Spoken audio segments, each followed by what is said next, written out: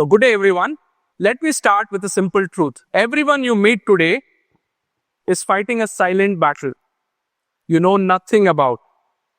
Stress, anxiety, depression, emotional isolation.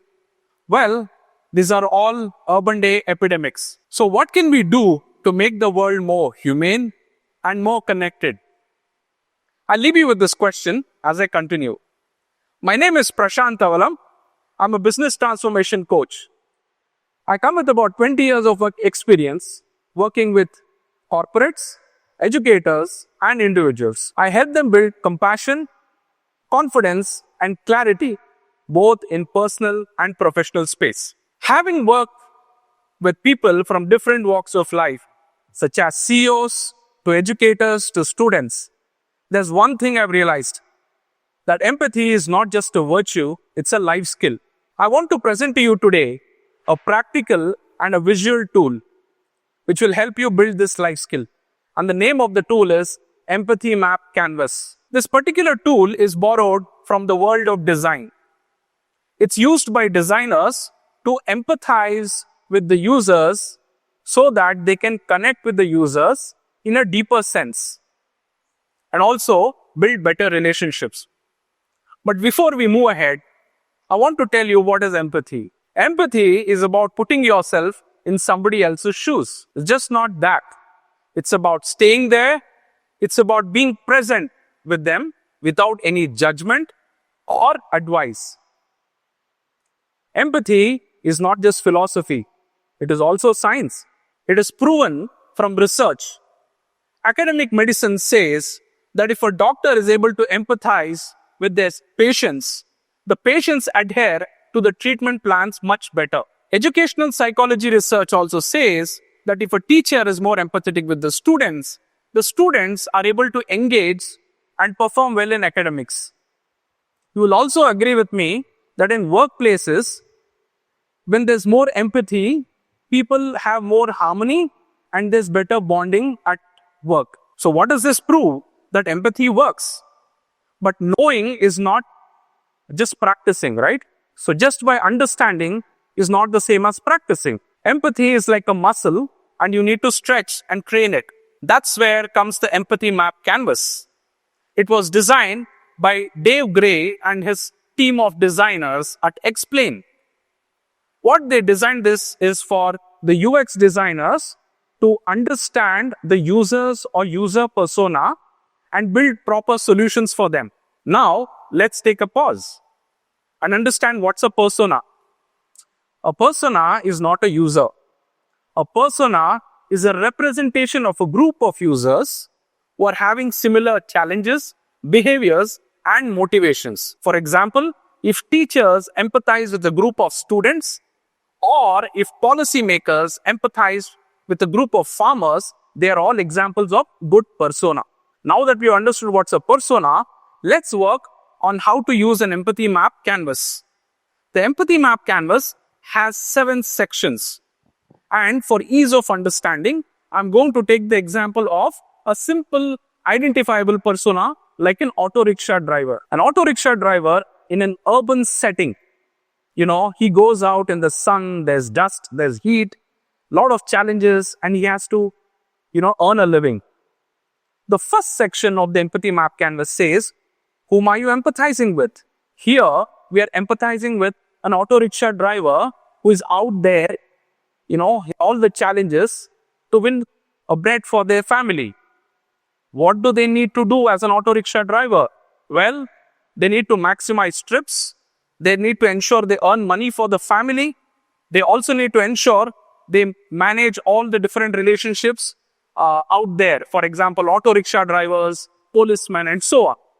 What do they see is the third point that you need to consider. What do they see as an auto rickshaw driver is they see customers approaching.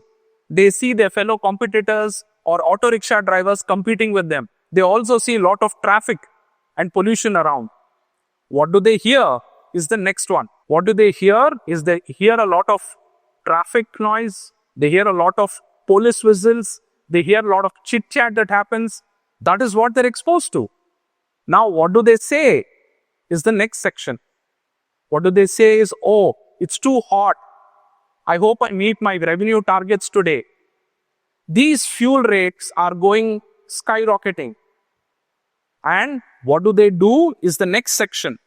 The next section is, what do they do? Which means what they do is patiently wait and convince the customers.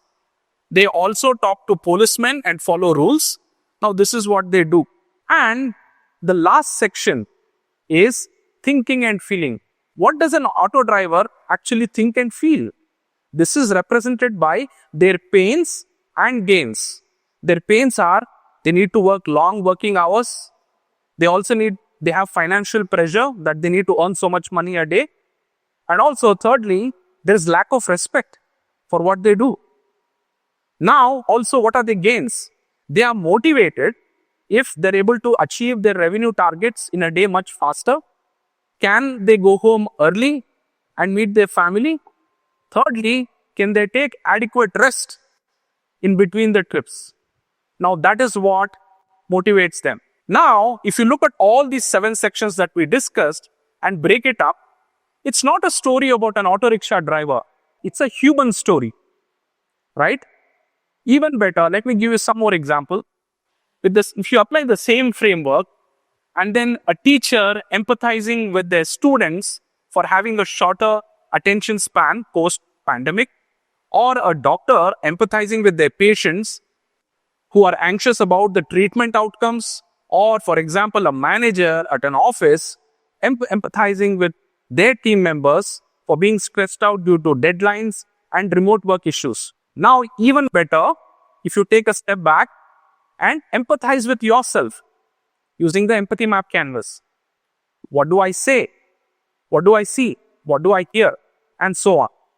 You understand a lot of things that you wouldn't have known earlier about yourself using the empathy map canvas. Now, when you practice this on a regular basis, what you know is that your empathy muscle gets built. The more you practice this, it gets built. Now, let's look at how do you implement this on a day-to-day basis. First thing is, make observations of the users or persona without any judgment. Point 2 is you need to listen to them without any sort of judgment or bias and with intent. Third point is you need to journal or write down all that you observe, hear. And fourthly, reflect and really understand what's going on with the persona. If you do this effectively, you will actually build a lot of empathy skills. Now, I want to leave you with something, that empathy is not just for emotional people, it is also for intelligent and smart people. The more you practice the empathy map canvas template and do it sincerely, you will actually get better, and the way you connect with people around you will significantly shift. In the age where AI is trying to mimic humans, the only quality that makes us human is our ability to connect with people and feel for them. Lastly, I want to leave you with this statement, that an empathetic society is not only great, but it is stronger, happier, and sustainable. Thank you.